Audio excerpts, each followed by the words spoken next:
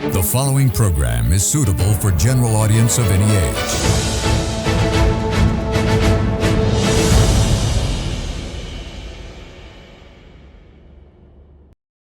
We would like to remind our viewers that the views expressed in this program by our participating guests are solely viewpoints of them who take part and does not reflect the views and beliefs of the Derana Media Network.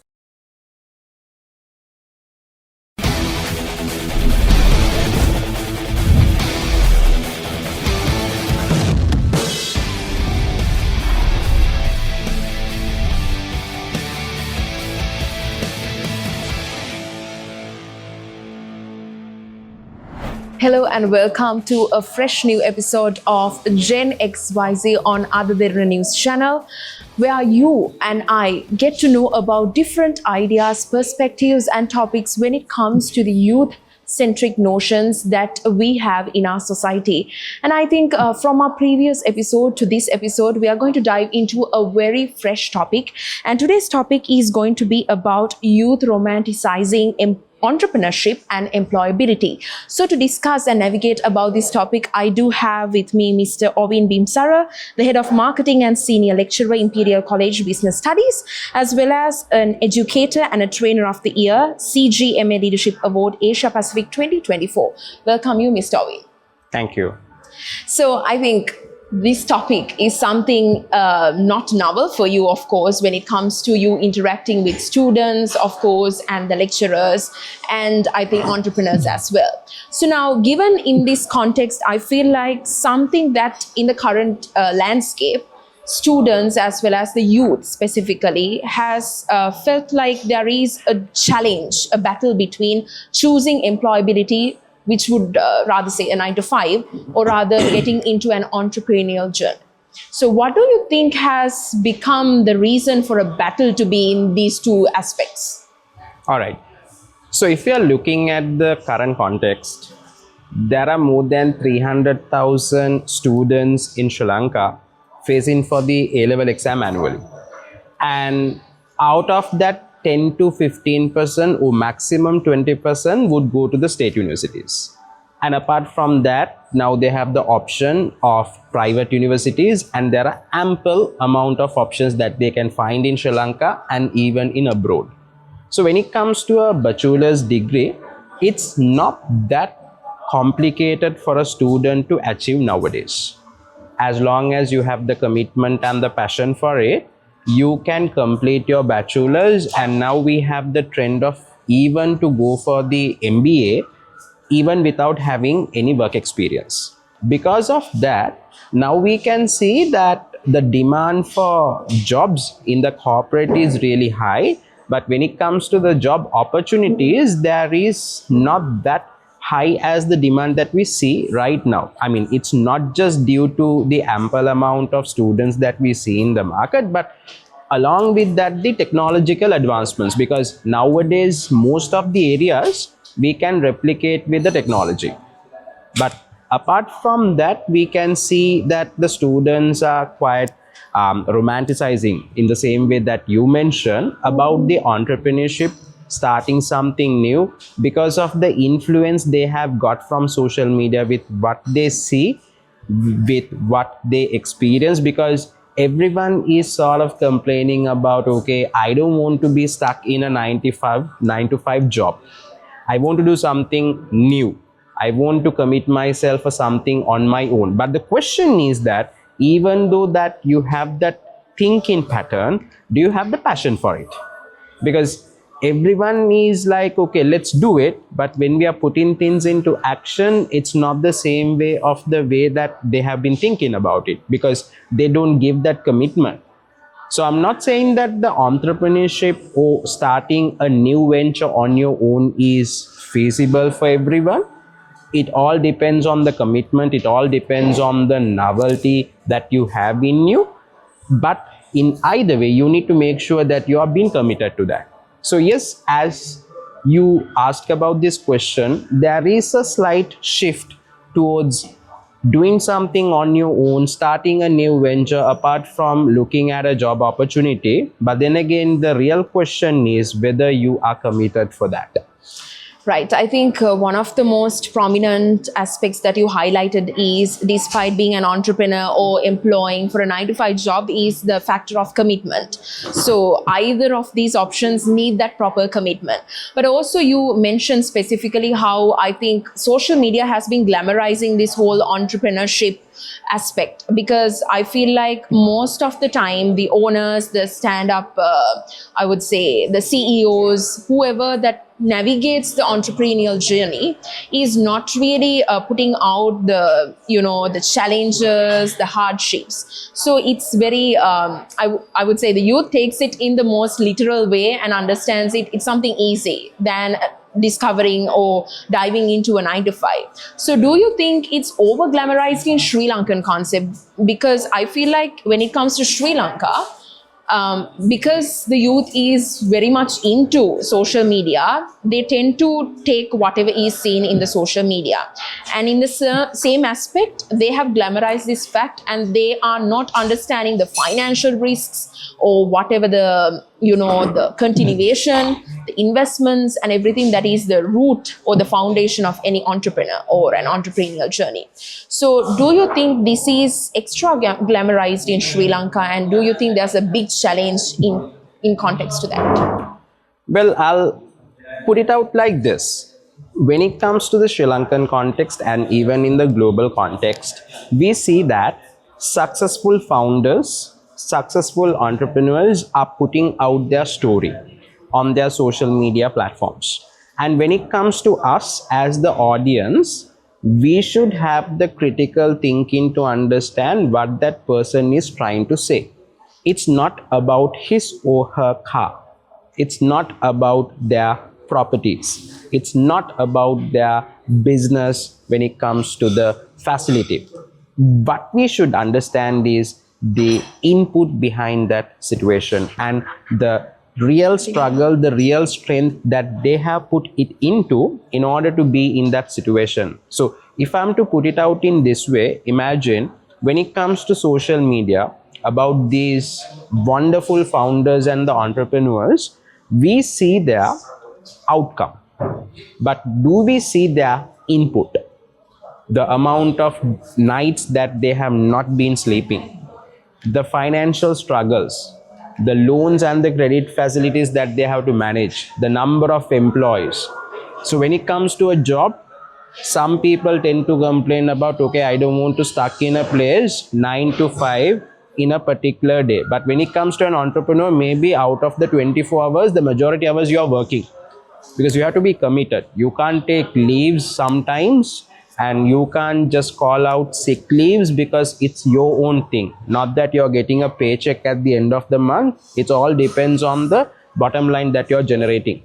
So because of that, I'm not saying that it's over glamorized, but there is a slight friction between the way we take it and the way it should have been taken. What we should take the learning is that, okay, if it is something feasible for someone, I should also give it a shot, and it's not impossible. And for that, I need to be committed. I'm standing with the comment that I gave earlier to your question. We have to be committed. Just because we see that, okay, he's driving a wonderful vehicle, he's staying in a glamorous house, we can also do the same. Yes, you can, but it's not an easy road. It's a bumpy journey that we have to take upon, and for that you have to be committed. And for that we need to take learnings. Okay, if we see something on social media, and at the same time we need to verify as well. There have been different instances in Sri Lanka in global context, sometimes, not always. Some founders have been faking out their journey just to get views, just to be a wow factor on social media. But if you just look at it with blind faith, then you are not looking at the right picture. Then you are not looking at the real learning. You are just looking at it on the surface of it. So let's not call it as those entrepreneurs or founders are over glamorizing. Let's say that we should look at it in an analytical way and get the learning out of it. It's nice that we admire them, but at the same time, what we can get out of it should be the real question. Yeah, that's very true, because I think we would see and hear different aspects when it comes to employability and entrepreneurship. But if we can filter out the best and understand what works the best for us as well, I think that is where we should navigate. And I think specifically the youth really needs to focus on which journey is going to match their lifestyle, their passion, their commitment style. So with that being said, now since you're working first-handly with, having direct communication with students as well, you might have understood a certain pattern and an understanding as to how they think about these two aspects. And you also might have navigated how they find different options when it comes to the educational system of Sri Lanka, and also the networking aspect, where they feel like, okay, if I network more, I think I can dive into the journey of being an entrepreneur. So if I really need to navigate into a 9-to-5 job, a corporate job, yeah, I think I need to work on my educational qualifications. So how do you think is this thinking pattern working around with the current students? Of course, you mentioned this a little bit in the first question as well in your response, but if we dig deep into that aspect. Okay.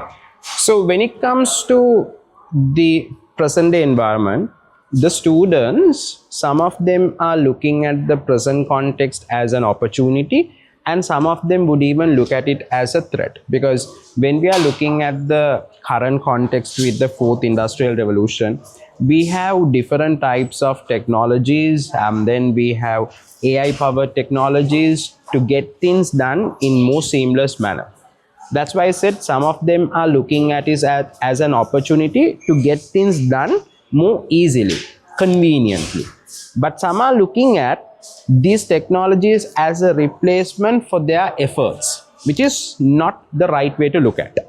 Because when it comes to technology, yes, that's good, but your brain should be the first brain, not AI.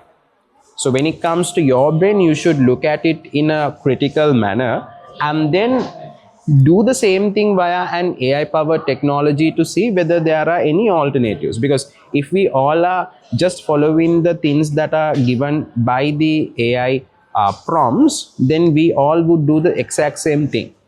So when it comes to education, when it comes to corporate jobs, when it comes to entrepreneurship, nowadays the students are looking at how they can do things in a seamless manner and in a convenient manner. So because of that, most students are trying to parallelly balance a couple of qualifications, and then some are trying to look at how they can start off their own venture at an early age. But my thinking is, yes, that's good, but your qualifications should be there to get it as an entry ticket, because that's the map. The map is provided to you with the qualifications that you get, but when it comes to the journey, when it comes to the terrains that you come across, would be the experience and the exposure that you need to have. And there you experience, okay, even though I learned something like this in my qualifications, this is the real world. Without the real world experience, it doesn't make much sense. So students, yes, they look at the education qualifications and they try to look at it in a seamless manner. Not that back in the day we do a degree, then we look at a professional qualification, work for a couple of years, and then we go for a master's. But now students are trying to do things parallelly to be more competitive, and then they try to look at how they can come up with their own business venture. I mean, they're not looking at it in a bigger scale, even let's say selling t-shirts or cupcakes on social media, would look at it as a small venture. And apart from that, yes, the corporate opportunities are there. But I would say in our parents' time, the time period that our parents were spending in one particular company was significantly high. I mean, there have been instances our parents have been working in the same place for 10 plus years.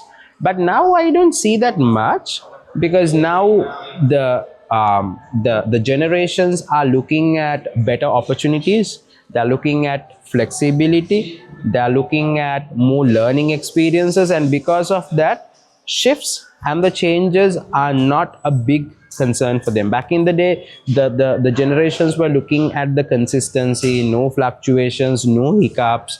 But now, as long as the risks, as long as the returns are high, they go for the risks and they go for fluctuations without much of a worry. Right. I think that is something, I think now there's so much of routes, and I think the youth is trying their level best to navigate all sorts of routes, because now, as you mentioned, it's not a direct path like back in the day. You need to do your A levels and then university and then a degree or two and then land your corporate job. But now it's more like you need to navigate the different aspects. The more you navigate yourself in those different aspects, the more you will actually be able to reach that destination that you really want to reach. So just one final question before we move into a commercial break, of course, is the fact that now, given that we understood the current situation of the Sri Lankan youth and also this differentiation in terms of entrepreneurship and also employability. Now, I have a question. This comes through actually my own experience as well. And I think majority of the Gen Zs is that, do you think, in a simple form, do you think that a person discovering or experiencing a 9 to 5 and then going into their entrepreneurial journey will work around the best? I mean, again, according to my point of view, that would be much more beneficial for your entrepreneurial journey, because I would look at the corporate job as a paid apprenticeship. Because what happens is that you are managing a business, you are coordinating a business for someone else at their capital, at their risk. Because if the business is working, yes, there is a bigger benefit for the founder or the owners. But then again, at that situation, we can see that you're not taking much of a risk, because at the end of the day, you have your paycheck at the end of the month. So during that tenure, you can see how the businesses are working, how the customers are responding, how the finances are working, and how you need to work along with the competitor pressure. So in that period, when the exposure is given to you, you know what to do, what not to do when you're starting off on your own. Whereas from the first day itself, if we are to do it in your business, the risk is high for you. You have to bear a bigger risk. But now you go as a trained professional when you're starting off your own venture. So coming back to your question, according to my point of view, that's a good approach, because even though we learn so many things in our qualification, the reality could be far more different to that. But if you have some experience in the reality in the corporate job and then go to your own venture as an entrepreneur, you can manage that risk to some extent with your experience. Yes, I think that's very much needed to be heard as well, because with the rush and I think the constantly evolving employee landscape, the youth is they tend to find or navigate different aspects in terms of finding the easy way. But I think, as Mr. Ovin mentioned as well, it's better for you to actually gain a little bit experience and navigate something which is going to take your heart, soul, and entire energy, like entrepreneurship. But I think we will dig deep into this topic, and also how soft skills and AI has played a very crucial role in these two aspects. Before that, let's go in for a short commercial break. But I need to mention where we are at. We are at Barista Perahara Mawatha, which is absolutely wonderful. The ambience, the food and everything, I think you should do check out their Perahara Mawatha outlet. And thank you so much for giving this beautiful venue. Let's go in for a short commercial break. This is Gen XYZ on Ada Derana News Channel.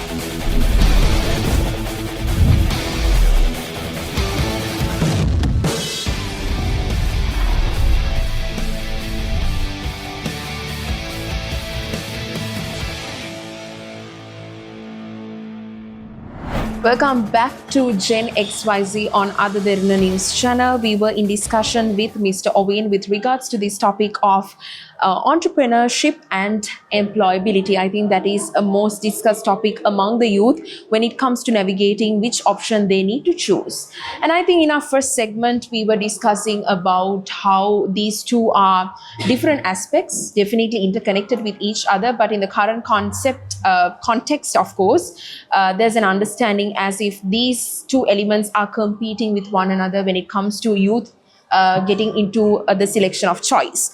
So something that I really want to ask in terms of employability is that it gives the notion of being settled down, because as you said, you have the paycheck, you have the job title, you know your JD, you know your KPIs. So it's very specific and it's very easy to navigate than, coming up with so many new ideas, getting out into the real, real world where you need to go through that process and understand the challenges and navigate. So that's the hard part of entrepreneurship. So do you feel like the current youth is also having a situation where they would love to go with a 9 to 5 employability and call it settling down? Because I know there is two aspects.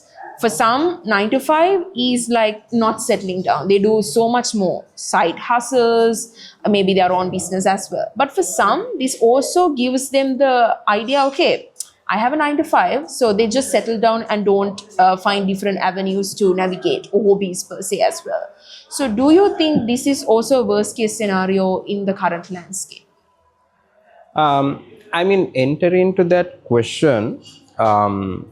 I have seen most of the undergraduates now, when they are starting off working for a place as an intern, as an associate, the paycheck that they get, mostly they are not happy with it. Because obviously at the start, the amount that you get is relatively low. And they have a frustration, and sometimes I tend to see the undergraduates in their final year, when they come to lectures, they say that, so I got only this much, I'm learning this much, and this is not enough. But I would always say that, okay, at the beginning, for you to get the exposure, that's the start. Otherwise, there is no option unless you want to start your own business, which is also not that convenient without having experience. So I have seen the trend from the present generation towards more into starting something on their own than settling down in a job, a corporate job. But saying that, when they give it a shot, when they try to work it out for a long time, some tend to realize, okay, this is not my cup of tea. But some tend to realize, okay, I'm good at it, I should do it more and I should improve it. But there are certain instances, unfortunately, even though they have the passion to start it off, they don't have the commitment to continue the same journey in the similar rhythm. And because of that, again, they shift back to a job. So that is why in the previous question, I mentioned it's ideal to get the exposure first in a corporate job. Like you said, we can look at some alternative approaches for side hustling. We can look at how we can diversify the revenue streams, and more than the monetary impact, we need to see whether we have the passion for it. Because I personally believe if you don't have a passion for something, you will not be successful in that. Yes, you may get that monetary benefit, but to be the best in that arena, you need to have the passion. So even when it comes to a business venture or a corporate job, you need to select the stream based on the passion and the interest that you have. And at the same time, we need to look at the monetary benefits and the other benefits as well. Right now, what I would see is the trend towards more into entrepreneurship, but sometimes it's questionable whether they have the real commitment for it, or they just romanticize about starting something on their own into a venture. Right. I think that's something very eye-opening as well, because given the notion that a person tries to just go around with a 9 to 5 because of the monetary aspect and not because it makes you happy or it's something that you're passionate about is also a problem in the current context. Now let's align AI and soft skills to this conversation, because I think now when it comes to the job market or even our day-to-day lives, it's like even if one day cannot be passed by without the use of AI. But then again, with the use of AI, soft skills also have got into an aspect where it's so crucial. Because I feel for both these aspects, when it comes to being an entrepreneur and also being employed for a 9 to 5, you need to have that people skills, you need to have that soft skills. So do you feel like despite AI, coming about up and running, these soft skills have taken a different approach and they are much more important than ever in these two aspects of employability and entrepreneurship? Exactly, because soft skills are not certain things that you can replicate with the AI technology. And when it comes to AI technology, what I always believe is your brain should be the first brain and the AI technology should be the second brain. If you simply off your brain and just do what AI says, then the human touch is not there. And when it comes to AI, with the prompt that you give, it gives you the suggestions, but when you're making decisions, when you put things into action, your input has to be there. According to World Economic Forum research, 1 out of 4 employees globally are using AI in their day-to-day jobs, and only the 3% of the niche jobs are still heavily focused into the AI usage. Still, there is much more expansion into the AI technology. But when it comes to the human touch, like you said, whether you can build a good conversation with someone, whether you can lead a person or a team, negotiations, decision making, critical thinking, those are the things that we should develop more than ever, since the day-to-day I would say operational work has been automated, and since the AI technology is replicating the same thing. So for those ground level work, we may not require the same number of employees as we used to.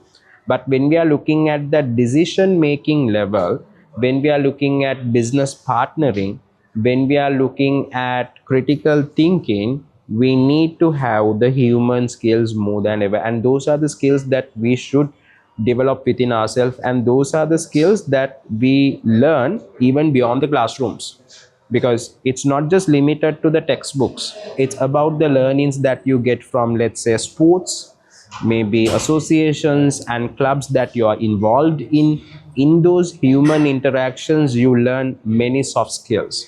Because qualifications, like we discussed at the very beginning, the qualifications are there with almost all the students. Your personality, your uniqueness is the unique selling point. So yes, the soft skills are much more required more than ever. Yes, I think that is also a current debate that we do have when it comes to the job market, because as per you said, everyone is using AI in their current job market, job streams. I think emotional intelligence plays a very crucial role when it comes to you landing a job, you getting promoted as well, than IQ, of course, because as per research, it also says that you need to have 80% of emotional intelligence and just 20% of IQ. Yeah. And that also makes me wonder, like, why are we having this battle between entrepreneurship and employability? Is it because entrepreneurship has become very easy than ever because AI is there, the AI support? You don't need to have like a team as well. You can just have the support of AI to get your business proposal done, to make your budget, to have your investor documents prepared. So is it also a reason why you feel like the youth is trying to use AI and become more powerful in terms of starting their own thing than going through the hassle of traveling for a 9 to 5 and daily routines and struggles likewise? Well, like you said, yes, there are certain elements in a business or in our day-to-day environment that we can simply do with the use of AI. But when we are looking at the AI usage, for that also you need to have more knowledge than just prompting. What I always believe is you need to think by yourself first, what you would have done. Then do the prompting. Then look at the response given by Gen AI and see, okay, what the AI technology is thinking. And after that, obviously, you need to evaluate, because sometimes there are certain instances where the output coming from the AI technology is not the correct option.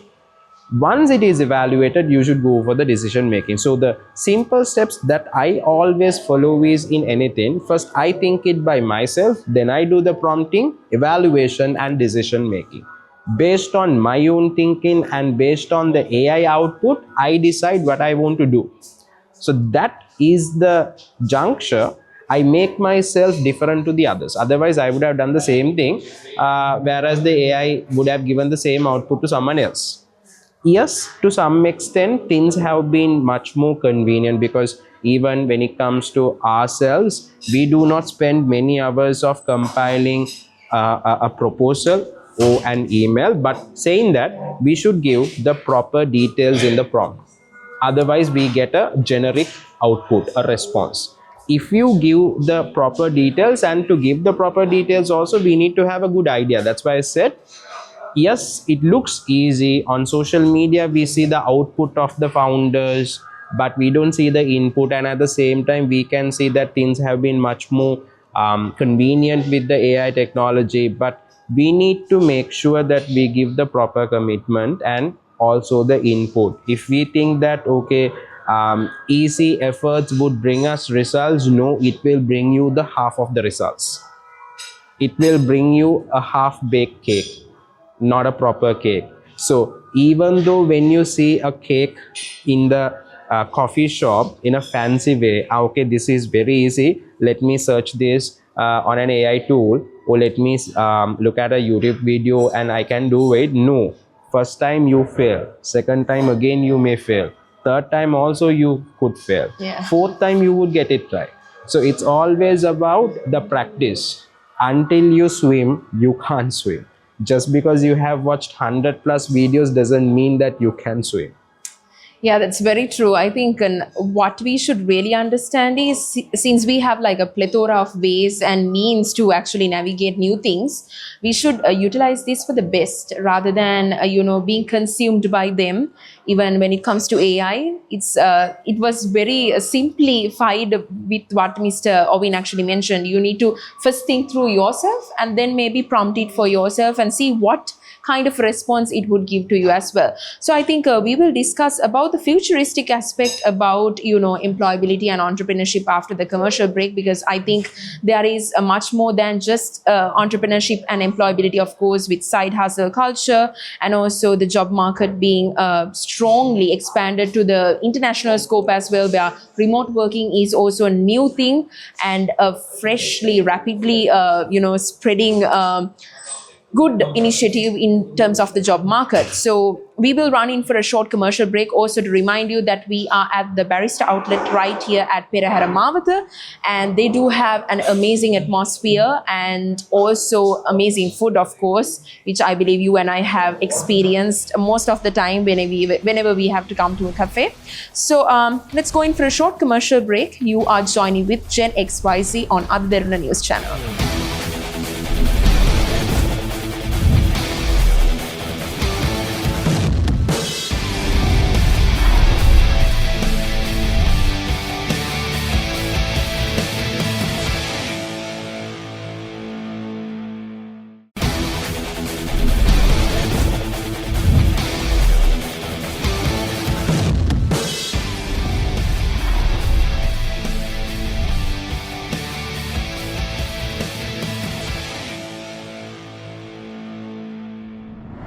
Welcome back to Gen XYZ on Other Derana News Channel. We were in discussion with Mr. Owen with regards to the situation of employability and also entrepreneurship, and with the essence of AI and soft skills. Now, I think before we head into the commercial break, I actually mentioned about how we will be talking about the futuristic aspect and also the new branches this job market has spreaded or dived through when it comes to the global, I would say the on-site, off-site work environments, and also how you can work from home to global companies as well, and also the side hustle nature that I think the youth is trying with their strengths and their hobbies, of course.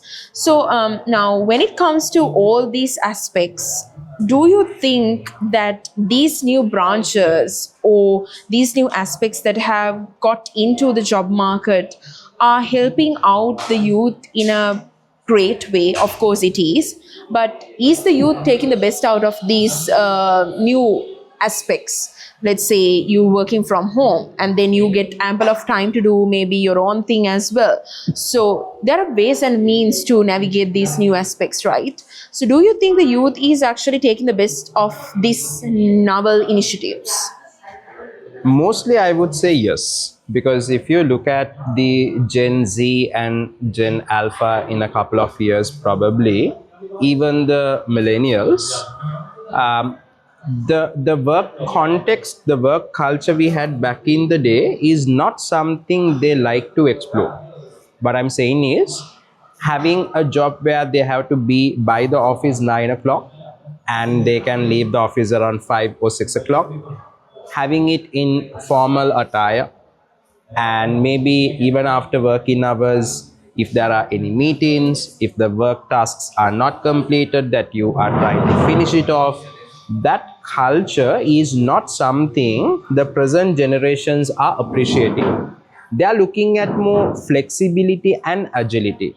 They're not looking at a job where they have to be by the office at this time. Rather, they look at the flexibility in terms of as long as the work is done, they need to come at any time and they need to leave at any time.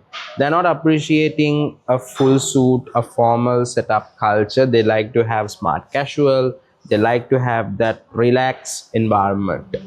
And even the way that you mentioned about remote working, they'd like to work for virtual organizations, they like to work for BPOs, because they look at that flexibility, because along with that flexibility they try to look at different alternative pathways to generate more revenue as side hustles. Because back in the day people were thinking, okay, I need to work for these companies for me to have a good credibility in my CV, and over the time I can upgrade myself in the career. They are looking at the career progression, but now they are not worried about the career progression. They are looking at the flexibility that they have in their career pathway. They are looking at the monetary aspect, they are looking at what they can learn out of it, along with that the freedom that they bring. Because if you look at, they are trying to see even during a vacation how we can get work done in an agile way. So yes, they look at it as an opportunity because they are exploiting, and even the companies are giving that opportunity because they try to cope up to the changes that you see in the modern day environment. They're not being really strict on the attendance in terms of the punctuality. Like back in the day, you need to keep your fingerprint, otherwise the salary would be deducted. You need to have a formal attire, but now most of the organizations are relaxing those, because that's the modern day environment and the change that they're expecting. I think this came after COVID as well. Yes. So if it is the new norm, I mean, I'll give my personal experience as a lecturer. There are good number of students. If I'm to start the lecture at 9 o'clock, come into the class around 9:15, 9:30. Back in the day, I would have been really worried to go into a class after the starting time because the lecturer would get pissed. But now that's the new normal, and they want to use their devices not for the education purposes but for texting, or even they excuse and leave the classroom to take a call. And those such changes are there. Whether it is right or wrong, that's a different debate. but that's the majority right now. Obviously there is a big change, and sometimes I'm questioning, okay, if I'm to say no to this, I am benchmarking them with my own experience. So is it the right thing? I mean, how can I say that what we were doing is the correct thing and what is happening right now is the wrong thing?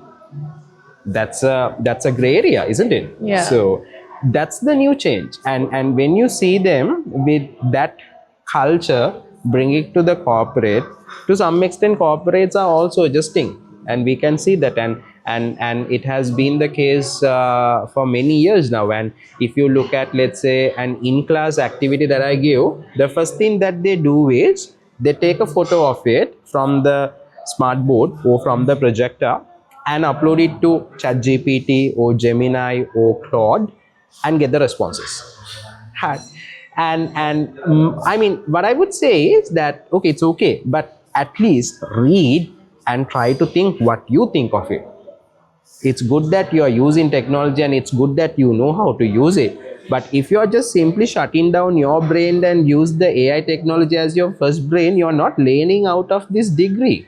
You're spending millions just for that simple prompt where you could have done without the degree. So that's the mindset change that we need to have also. Yes, the opportunity is there, yes, the flexibility is there, but we should make sure that you have the learning, because what if that there is a day that you don't have internet and you're clueless, you're fully blurred? You need to make sure, yes, this is the output that was given from the AI, and you go through it and you learn out of it, but this is how you were thinking. When you have that evaluation, like I previously said, think, prompt, evaluate, and decision making. If you just forget the thinking part and straight away go to prompt, you're not learning. So the current context, yes, it is bringing an opportunity, and my advice is for the modern generation, look at it as an opportunity instead of a threat. Otherwise, you're not actually growing, you're surviving. Yes, I think that is the crucial part, because there is a lot of opportunities. But then again, these opportunities should not limit your capabilities and capacity, because AI is there to upgrade or update you, but not to diminish or make you less valuable in terms of your brain capacity, your skills, and whatsoever. So now, since we discuss about the two aspects of employability and of course entrepreneurship as well, and also how these are being supported through AI and soft skills, do you think when it comes to the Sri Lankan educational system, these are well addressed and these are supported in terms of let's say, the school curriculums, the private and the government educational systems? So since you are having that direct I think exposure to the students, do you feel like the Sri Lankan educational system is best fitting for these changes in terms of employability, entrepreneurship, and also reinforcing those through AI and soft skills? When it comes to the school context, when it comes to the syllabus that we see in the school curriculum, there are a lot to improve. I'll give you a very simple example. When it comes to the business studies in A levels or in O levels, in terms of the electronic media platforms, they are still talking about facts.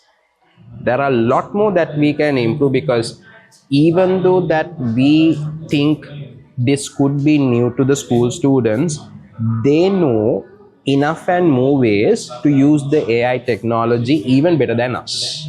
Because I tend to meet school students in different competitions. Even recently I met students from 10 different schools for a case study competition. So they have cracked the case study and they have presented in a simpler way on a visually appealing set of slides generated from AI, and I'm pretty sure they have cracked the case study also with the support from AI, which is good.